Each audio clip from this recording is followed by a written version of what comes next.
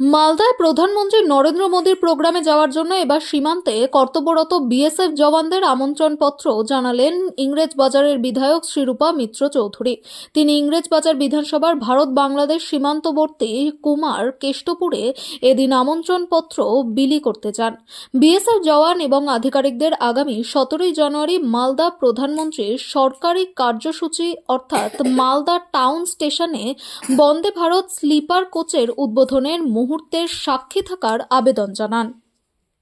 আগে আমন্ত্রণ জানাচ্ছি। দেখুন, আগামী 17ই জানুয়ারি আমাদের প্রধানমন্ত্রী, যশস্বী প্রধানমন্ত্রী ভারতবর্ষের নরেন্দ্র মোদীজি আসছেন মালদাতে। তাই আজকে আমি ইংরেজবাজারের বিধায়ক হিসাবে বিভিন্ন জায়গাতে ঘুরে মানুষকে, সাধারণ নাগরিক বৃন্দকে আমন্ত্রণ জানাচ্ছি তারা যেন সে প্রোগ্রামে যান।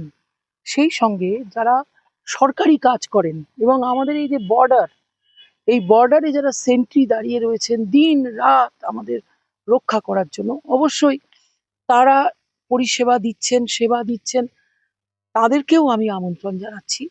যদি সময় পান তাহলে ঘন্টা খানেকের জন্য ডিউটি বা পারমিশন নিয়ে তারা যদি মোদিজির সভায় আসতে চান, তাদেরকেও আমি আমন্ত্রণ জানাচ্ছি। তাই আজকে বিওপি গুলোতে ঘোরা, আপনারা জানেন নির্ভয়াদি হিসাবে প্রতি সপ্তাহেই আমি এই বর্ডার রোড দিয়ে যাতায়াত করে দেখার চেষ্টা করি যে আমাদের যারা জওয়ান তারা কেমন আছেন, তাদের প্রতি একটা শ্রদ্ধা, সম্মান, দেশভক্তি, দেশপ্রেমের কথা বলা। এছাড়া আমাদের এই মালদা, মুর্শিদাবাদ, বারবার বলেছি যে এখানকার ডেমোগ্রাফি চেঞ্জ হয়ে যাচ্ছে। আজকে অনুপ্রবেশকারী, ঘুষপেটিয়া, ইল্লিগাল ইমিগ্রেশন, এগুলো আমরা এখন দেখছি যে ন্যাশনাল স্টোরি হচ্ছে। কিন্তু আমি যখন থেকে এখানে লড়ছি, বা আমার অনেক আগে থেকে আপনারা সাংবাদিক হিসাবে লড়ছেন পথে ঘাটে, আপনারা দেখেছেন যে এই ডেমোগ্রাফি একদিনে চেঞ্জ হয়নি।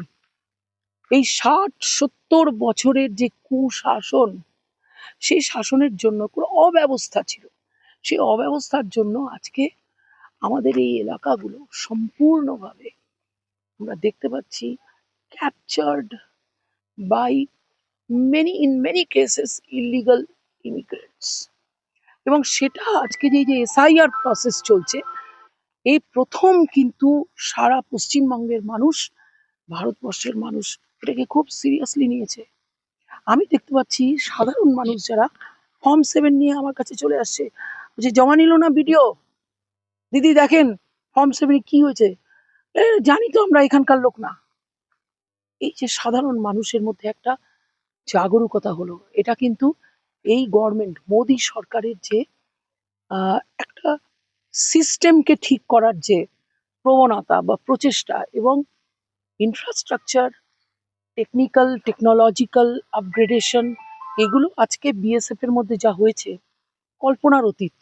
আর ডিটেল হয়তো আমি আপনাদের দিতে পারবো না সিকিউরিটির কারণে, কিন্তু আমি এটুকু বলতে পারি যে এই রাস্তার উপর দিয়ে গেলে দেখবেন বায়ো টয়লেট লাগানো আছে, জলশূন্য টয়লেট ব্যবহার করার জন্য মহিলা জওয়ান রয়েছে, সবাই রয়েছে। 33% মহিলা জওয়ান রয়েছে এবং তারা নিশ্চিন্তে ওয়েল ট্রেন্ড, তারা কিন্তু দাঁড়িয়ে আছে বর্ডারে। এবং দেখবেন যে আগে এখানে এই রাস্তায় আমি 12 বছর আগে, 10 বছর আমি দেখছি, আগে কোনো লাইটই ছিল না, অন্ধকার পড়ে থাকতো। এই শ্মশানী থেকে শুরু করে এইসব এমএসপুর, কুমারপুর, এসব জায়গায় কোনো লাইটের ব্যবস্থা ছিল না। এখন ঝকঝক করছে লাইট। এবং এখন যখন আমি